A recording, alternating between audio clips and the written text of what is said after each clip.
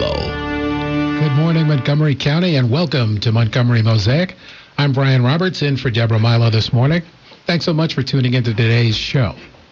I hope you're having a great day so far. I know I am. The sun's shining, at least. That's a good thing. Well, you've got a good show for you today. I'm very happy to introduce our guest today. It's our county executive, Montgomery County Executive, Ike Leggett. Good morning, Ike. How you doing? Good morning. Thank you. It's great to have you here. Listen, we'll jump right in because the time on this show can go very quickly. I'll start out with fiscal responsibility. It's been a core focus of your administration from the beginning.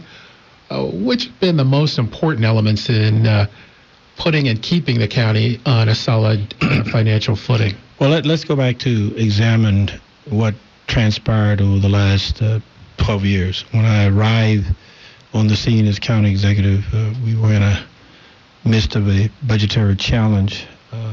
The prior administration of the last 4 years had increased expenditures by a little over 40% over a 4-year period. That's a 10% per year. That was simply unsustainable.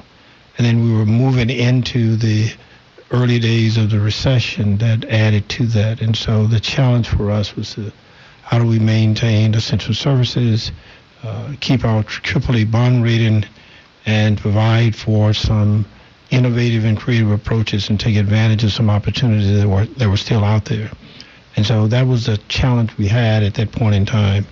And so my focus was to try to hold down expenditures, become a little bit more prudent in terms of how we did that, in terms of efficiency and effectiveness, and had some very tough decisions before us that I think we made the right call on. So we've maintained our AAA bond rating, and we are now much more sustainable. We've gone from a low of about $100 million in financial reserves, at 2.5% of financial reserves, to $500 million in financial reserves today, and a 9.4% percentage of reserves for the county. That's a remarkable transformation. And we continue to build and to make major changes in so many different areas. That's incredible. What advice do you have for the next county executive to keeping things on track? Well, first of all, that budgets are important. It reflects our values. That you have to look at budgets over a period of time, not any one particular year. Sometimes we get too focused on a particular project or a particular year or time frame, as opposed to what does this look like for the long term. Secondly, you have to make sure that you balance everything appropriately, because unless you have resources that are coming in, you have to make sure that the expenditures balance those things, not only just for the day, but for the long term. And certainly we have to make sure that we prioritize appropriately. Education, public safety are certainly at the top of that list. So the prioritization, looking at budgets over a period of time as opposed to 1 year, and ensuring that we are most effective in how we spend our taxpayers' dollars. Absolutely. So even with those constraints and having to pull those things together, the county has been able to continue to build new facilities. I know the Good Hope Community Recreation Center, just the brand new building opened this weekend. And how has the county been able to continue to build great new facilities in this economic climate? Well, we did some things that proved to be quite effective for us, and not only did Good Hope, but we virtually rebuilt all of the recs and community centers around the entire county. We built 5 new fire stations, 3 new police stations. The list goes on and on.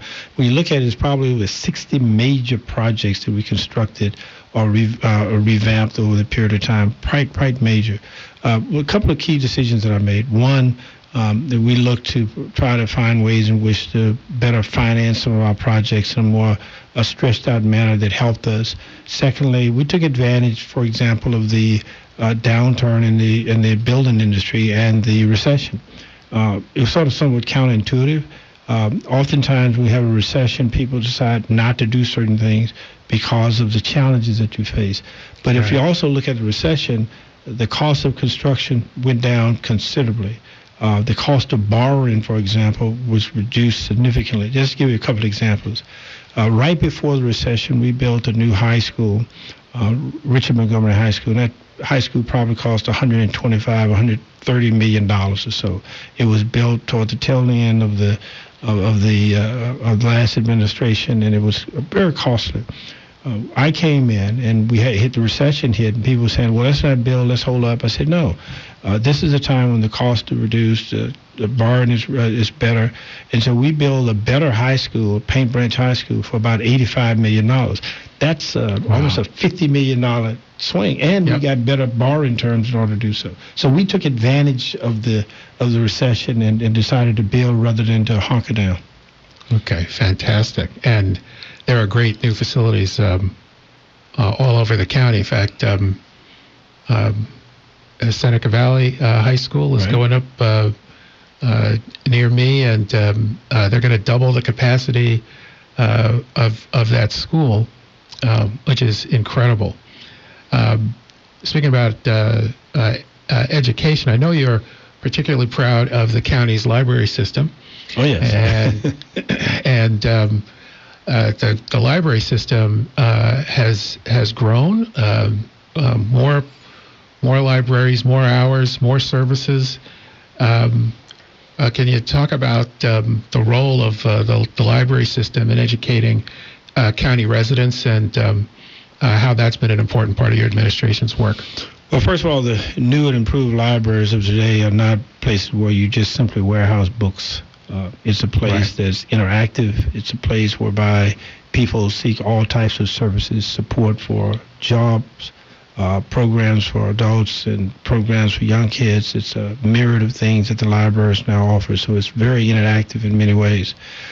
We either constructed or in some way built 12 new libraries during that period of time, and a refresh program which allowed us to go in and substantially renovate libraries at a reduced cost rather than waiting until we get to a time which libraries are virtually falling down.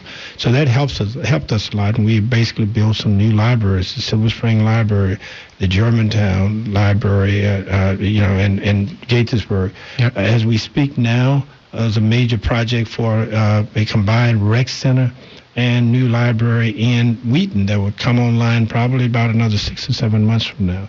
So we were able to do that. But you simply just cannot build libraries in terms of the facility. You have to make sure you have all of the resources within the libraries, the computers and technology that people need, the staff to help us, and things that we now find it's a high cost. For example, the e-books, which is a very expensive proposition. We provide all of those services for our residents in a way that I think people are utilizing the libraries in a great manner. And we're finding ways in which to increase library hours. So we want to make sure that we have the resources there, the facilities there, the trained personnel that is required, and the libraries are accessible in terms of the time frame in which people can utilize them. Now, I've been particularly impressed at the breadth of services where you can get a high school education at the library. Right. You can take college courses That's at right. the library. That's right. Now. Very, very impressive. So let's turn to environmental stewardship, another very important element for the county. And you've set a very aggressive goal to recycle 70% of the county's waste by 2020. How are we doing? We're close to, right now, right around 60%, and we have a little bit more to go. Now, we can get there if we are able to deal with composting of some additional items we have and to deal with food waste. That's one of the big areas that is now that could get us 5-10% if we're able to do that effectively. So we have a couple of programs now that we're piloting, and hopefully in the near future they will go across the county in a very aggressive manner.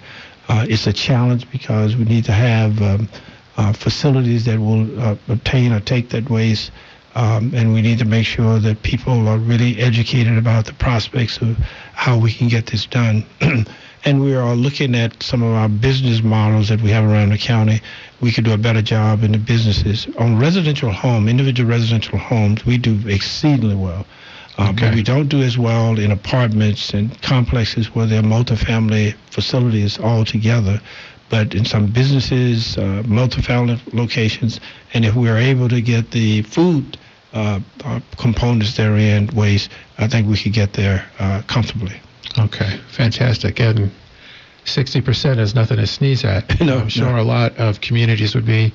No, Montgomery County is probably one of the best, especially along the East Coast, one of the best in the entire country. We had an original goal of 50%. We met that, and I then pushed the goal to 70%, and so we're moving toward that aggressively. Yeah, fantastic. So couldn't have a conversation, Mr. Leggett, without talking about economic development, and obviously that has been at the forefront of your administration and has gotten a lot of attention with Marriott building their new headquarters in downtown Bethesda and several other companies following suit, and all the attention the county has gotten becoming a finalist for Amazon's HQ2 project. What is making, what are the key factors that make Montgomery County a particularly great location for business? And certainly it's a very competitive endeavor. And how does Montgomery County keep coming out on top? Well, I think when you look at our educational system, our school system, where you look at and examine by almost any matrix, you'll see that Montgomery County is probably one of the best educational system, public school system in the entire country. We have a very good workforce in Montgomery County, workforce that made of residents that literally come from all parts of the globe. We have a great quality of life overall. In Montgomery County, you can experience a variety of things. You have the urban environment in places like Bethesda, Silver Spring, Rockville, Town Center, and so forth. And you also have the typical suburban areas that's scattered throughout the entire county. And what people do not realize, we have a large rural and agriculture area. Right. So in almost any direction you go in Montgomery County, a 20-minute drive, you can experience any and all of those things. Many places do not have that. They do not have the school system, they don't have the workforce. They do not have the proximity to airports and all the other things that are around. And certainly they don't have the quality of life that will provide for you a variety of experiences that you can live through, rural, urban, suburban, all within 15-20 minutes in any direction of Montgomery County. So that really is a fantastic advantage. And now we also know that the federal government, because of Montgomery County's proximity to D.C., has a large presence in Montgomery County. And how is the county doing in terms of balancing federal with private sector economic development? Well, the federal job spec will always be a major job center for Montgomery County. But we want to make sure that we diversify our economy and to ensure that there are jobs that we have outside of the federal sector. There's approximately 50,000 jobs that are tied to the federal sector in Montgomery County. And we have a large number of people in the workforce overall. Mm-hmm. The bread and butter for us in terms of growth, development, and providing top-notch jobs certainly is the biotech sector. Okay. And we are working aggressively on that in a variety of ways to ensure that we maintain the companies that are here. We have biohealth innovation to help us attract additional ones. Our development sector with the Montgomery County Economic Development Corporation is working with us as well. And so we continue to push aggressively biotechnology, and we have a large number of private firms that are in the county that are working with us as well. And so we continue to rely certainly heavily upon the federal government, but given our proximity to lots of institutions around FDA, NIH, NIST, we are developing the biotech sector as well. Well, that is fantastic. We're going to take a short break and come back for more of our chat with Montgomery County Executive Ike Leggett on Montgomery Mosaic. Very much. We are back with Ike Leggett on Montgomery Mosaic, and we've been talking about economic development. And economic development is so important. During your administration, Mr. Luckett, you spun out the Economic Development Corporation into an independent entity, and then built a small business solutions group within your office. So tell us a little bit about that structure, how it works, and how the county benefits. Well, for years we've had a debate in and around Montgomery County about what is the most effective way that we can develop to ensure continued growth of the economic sector. And our private sector indicated that they would like to essentially have a greater voice in that development.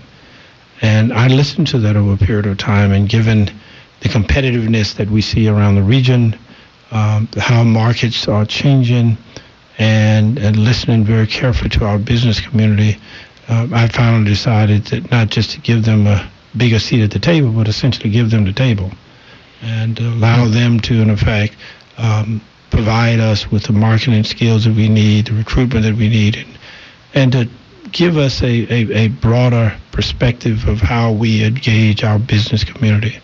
And I'm satisfied with the results that we've received thus far.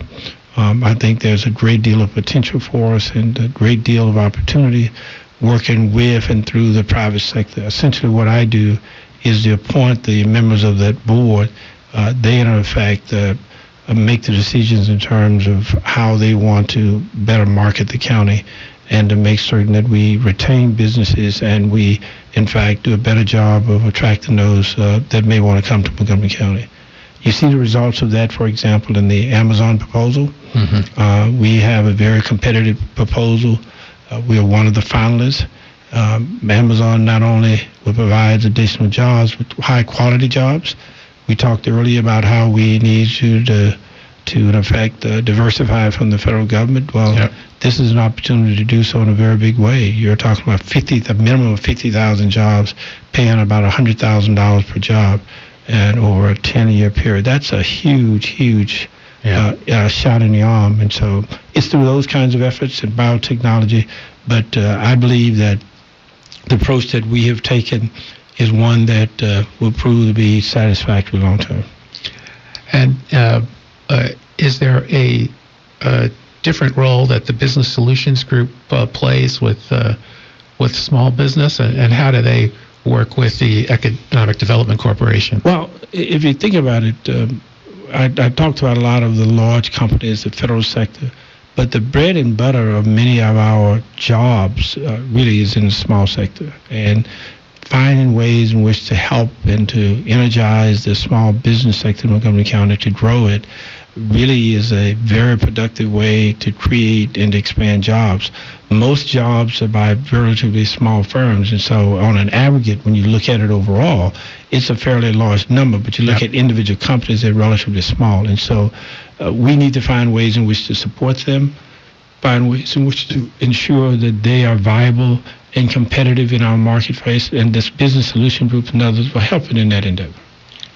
And I understand that changes have been made in the procurement approach and as well on the permitting services side to help make it easier for companies to do business with the county and in the county. Can you talk a little bit about that? Well, in the permitting, for example, we have one of the fastest permitting processes anywhere in the region. We have permits for the most part now, the major permits that we can turn around all within 30 days. That is far ahead of anything within the region. We are more online, and we do a lot electronically, and so there are a lot that we've done in that area as well. So the improvements that we made in permitting services are really, really quite significant. We've also made strides in other areas to assist as well, but the permitting is just, you asked about one other one, I think you did. You asked about one other area. Which one was that? Procurement. Procurement. Yes, I think procurement. What I did earlier was to make the procurement office a separate cabinet office rather than to be a part of general services, so we can concentrate much more on improving the numbers in small businesses and minority businesses in procurement. And Cherie Branson has done a terrific job of improving and enhancing those numbers. She does a wonderful job of outreach so that people throughout the community can better understand what they are doing, how they can be much more effective in working with the county government and to ensure that they have a better shot of getting some business from the government. So I'm quite satisfied with the direction we're going. There are some things that we put in place in terms of rules and regulations to better monitor, to better ensure competitiveness, and to provide some foundational support for small businesses. And so we are really satisfied with the fact that we have a separate department that can concentrate solely on procurement as opposed to being part of the vision of some other department.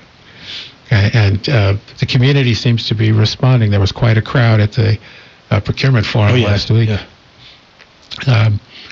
So now you have long emphasized the importance of smart growth, and quite a bit of progress has been made in that area. Can you give us an update on the White Oak project and the Science Gateway, and particularly in the development in the eastern part of the county? We talk so much about the western part of the county. Well, we've taken advantage of some great federal assets that are in the eastern part of the county. One of the challenges we've had for a number of years at the eastern part was more of a bedroom community, now to know about job centers in the eastern part of the county. And so we wanted to enhance job opportunities there because, A, it would help the community overall, but more importantly, it would help the commute time because people are driving all the way to D.C. and across the county as opposed to job centers that are much nearby. And so we have Viva White Oak. That's a major project. We'll be breaking ground on that pretty soon. It's a mixed-use development that will take advantage of the federal sectors that are there and the gateway to a new eastern section gateway that would enhance biotechnology as well. It's a very ambitious project. It will take a number of years to complete, but it will have housing, commercial, residential, business all together in a way that I think reflects the values that we're placing on this type of a project. But the state to that is given the continued job growth that we see if FDA located in the eastern part of the county.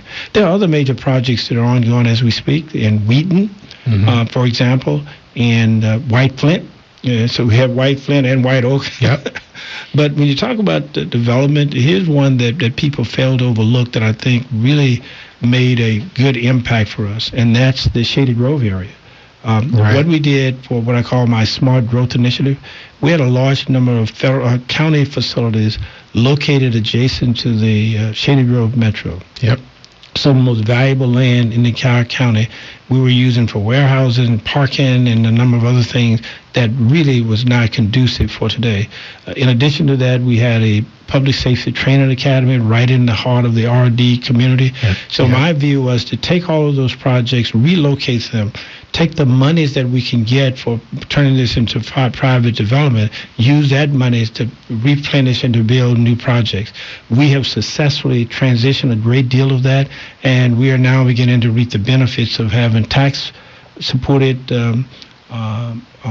entities in and around the Shady Grove area, and having entities that I think we're going to be very proud of. And so that was a huge, huge change for us in the Shady Grove area. Yeah, that's huge. And the area where the public safety training facility used to be is booming. And we have a new public safety training academy, a brand new one. Yes. Rather than to retrofit an existing one with huge amounts of taxpayer dollars, we're able to now to build a brand new one without taxpayer dollars. It's a different location. Yeah, it's fantastic. Great that your administration's been able to put all this together. So we've got a few minutes left, and we haven't even talked about transportation yet, and that's obviously of huge importance to economic growth, to quality of life, to everything else in the county. And there's a lot going on in this area as well with the Purple Line, the upcoming BRT, groundbreaking bus rapid transit, the express service on 355, and I think coming up on 29. So you talk about what's going on there. Well, the big idea here is to get people out of cars and make, not can make them, but it urge them to use mass transit. And there are two projects in particular that I think are designed to achieve that. One would be the Purple Line that, with the help of the governor and other, Governor Hogan, worked with for a number of years to get us in a position to make certain that that project got off the ground and working. And right now, we're moving with a start date, I think, of 2022. The construction is ongoing as we speak. We're about to break ground on the bus rapid transit for the Route 29 corridor and a couple of other places, express buses. So our objective here is to reduce traffic congestion, to enhance our job centers, and to make it much more convenient and much more accessible for many residents. But the big objective here is to get as many people out of cars as possible, because there's no way for us to essentially build enough road capacity to accommodate the current cars as well as the future growth in automobile transportation. So you're working with the governor's office on his announced plan to widen the Capitol Beltway and 270. What's going on there? Well, the big question right now, one, let me give the governor credit for coming up with a plan and put monies in and resources and to lay out an objective to address a very difficult problem. We may differ a little bit about the alignment and some of the things that we need to do, and we can work those through as we go forward. He has expressed a very strong desire and that he will not alter and take properties along the way, that we will build this within the existing right-of-way. And so we're going to hold him to that, and we're going to work with his office and hopefully come up with a plan that everybody can accept. I'm afraid that's all the time we have today. We could do this for another hour at least. Thank you, Mr. Leggett, for sharing your time with us. Thank you. And thank all of you for listening. Remember to tune in again next month for another edition of Montgomery Mosaic on 1450 WOL and on WOLDCnews.com, where information is power. You've been listening to Montgomery Mosaic, featuring topics of interest to Montgomery County residents, businesses, and visitors. For more information or a copy of the show, email publicinformation@montgomerymd.gov or call 240-777-6507. Be sure to tune in at this time on the second Wednesday every month for Montgomery Mosaic on 1450 WOL, WPRS, HD2, and worldwide on WOLDCnews.com.